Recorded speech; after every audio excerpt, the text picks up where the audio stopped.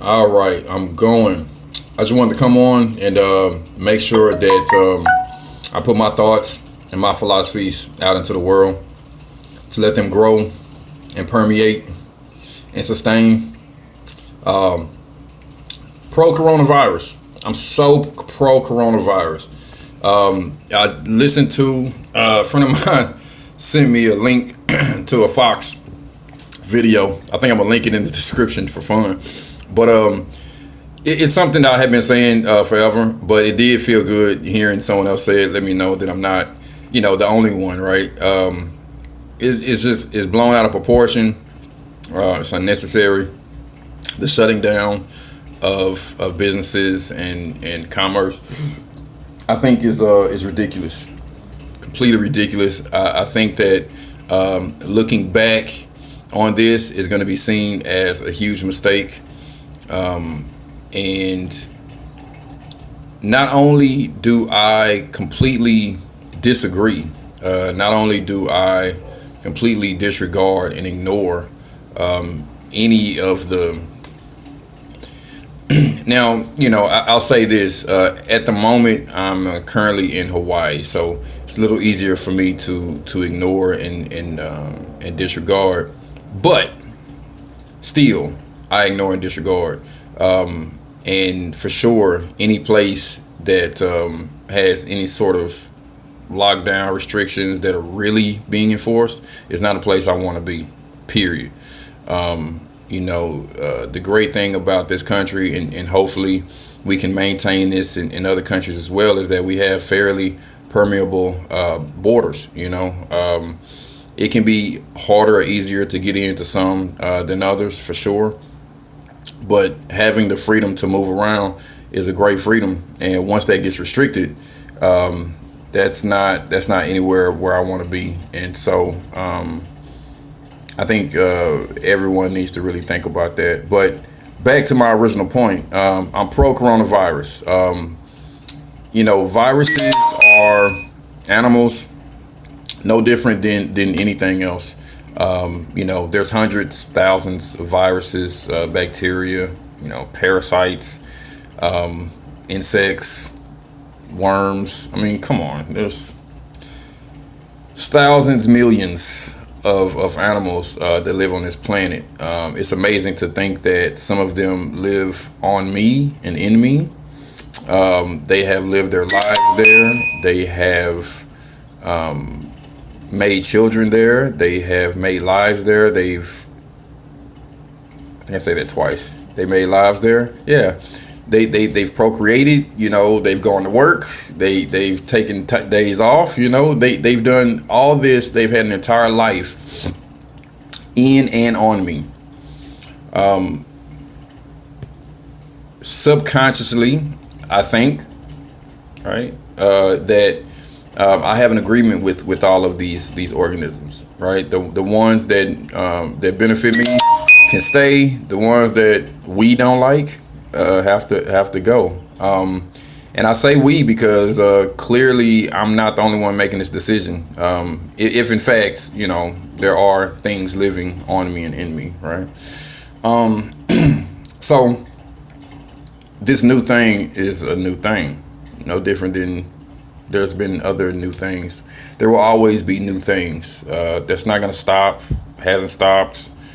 And I don't imagine that anything is going to change outside of humanity's history as far as how we've handled it. When we look back and we think about the Spanish flu, the Black Plague, all these things. You read horror stories about, the things that happen. Smallpox. I mean, we can go down the list. But humanity has always bounced back. It's always bounced back, and typically there are some really great things that happen in those situations. Now, we do have some cultures that, as far as I know, research has shown we don't know what happened to them. We don't know where they went. We don't know why they ceased to exist. Maybe it was a virus outbreak.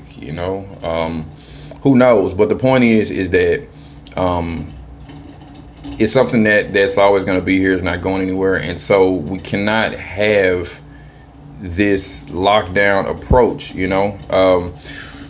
I was asked a little while ago to talk about one of the books that had the greatest effect on me, and for me that was the Republic by Plato, and I really liked it because it did kind of go through the process in which we choose leaders and how those leaders rotate and change over time. And so the idea is that at some point society has a bunch of freedom, just completely. Lots of freedom, right? Because that's always the movement towards autonomy and freedom. Because at the end of the day, that's what everyone wants, right? Every man wants to be his own king. So every man becomes his own king. He has complete freedom. Never complete, right? Never 100%. But relatively speaking, okay, in terms of history, we're talking about each person having a lot of freedom, okay?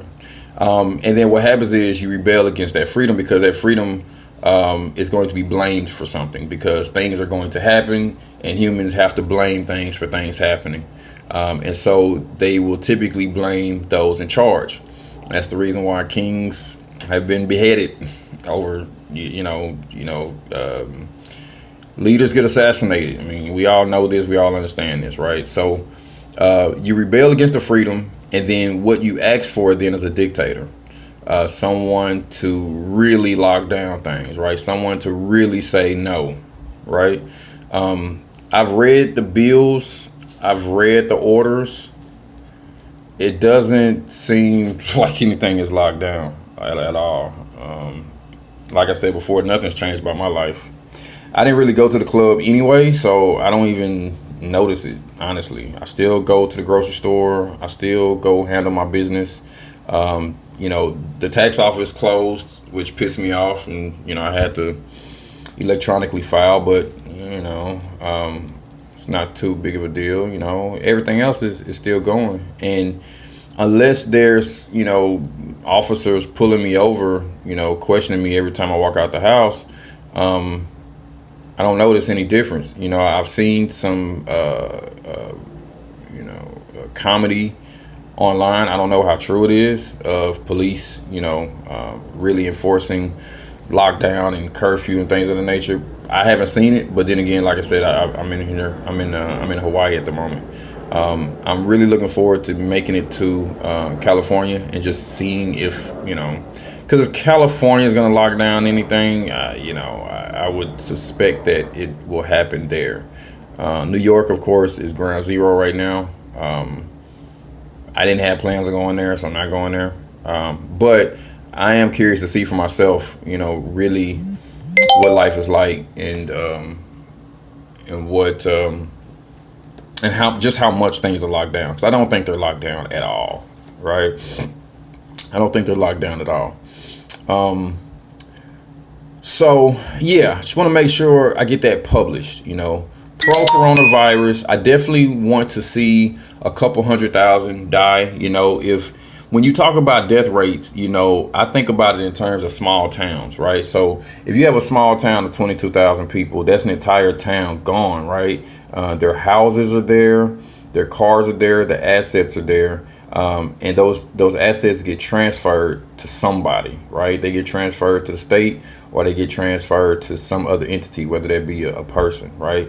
So just imagine the wealth transfer, right, from 20,000 people. Okay, and then you got to think about liabilities being canceled because the liabilities that you have when you pass away, they go away too unless those liabilities are tied to an asset. So if the liability is tied to an asset, when the asset transfers, the person can either take on the liability or not, right? And sometimes that makes, that's the reason why it gets transferred to the state in some cases when dealing with tax and whatnot. But in most cases, though, it gets transferred to some entity or some person. So that's really cool. So that's 25,000 people in a small suburb. Okay, but now let's look at 100,000, 200,000. Okay, now we're talking about a group of towns, right, in one area of a city or one area of a metroplex being wiped away and all that. So I'm looking forward to that. That's really cool. I think right now the death toll is somewhere like 5,000, 6,000. I feel like, why are you even bugging me with the numbers if they're not significant?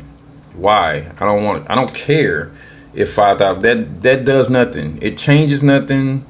It doesn't affect anything. It doesn't affect anything. If 10,000 people just got snapped up like that, it doesn't change anything about anyone anywhere. You know, I mean, think about it doesn't affect everyone. 20, 200,000, 500,000, 600,000. Then we're looking at some real effects that are positive. You know, I go back to the Black Plague. You know, born the Renaissance. You know, when you have a lot of workers that all of a sudden can't work anymore, production lags, right? Demand can lag too if population decreases, but we're in a world where product and services can get transferred and shipped almost anywhere. So where you may have demand decreasing because of deaths and production decreasing, you still have demand in other areas, right? And so when things do come back, because things will always come back. I mean, this is not, you know, the zombie apocalypse.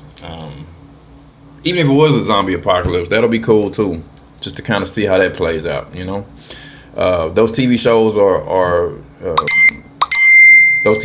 are fun for a reason.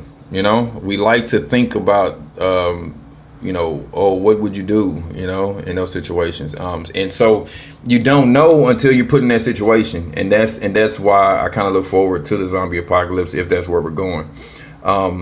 I have to say though, if we are headed towards zombie apocalypse, it doesn't make much sense to invest in anything, right? It's just procure, right? Just get as much as you can and build it, right?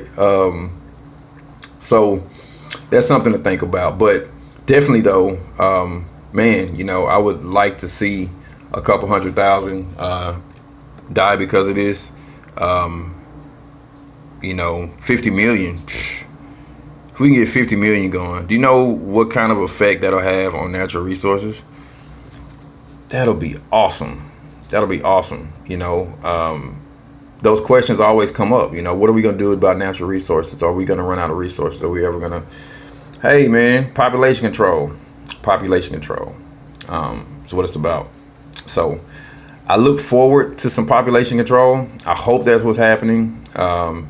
If it's not, it's just an annoyance. And I feel like I don't want to know until it is significant, until it is population control. And I understand wanting to do things to keep it from going there, but like it's too much for 5,000. It's too much. It's unnecessary for 5,000 people. And I was watching something about 9/11 the other day, and they mentioned some soldier was being interviewed, and he said something about why do we do it, and he mentioned the casualties at 9/11. I'm like, it was 3,000 people though. What? How much money are we spending, and what are we doing for 3,000 people? 3,000 people is nothing. It's nothing. Who cares about 3,000 people? I don't know.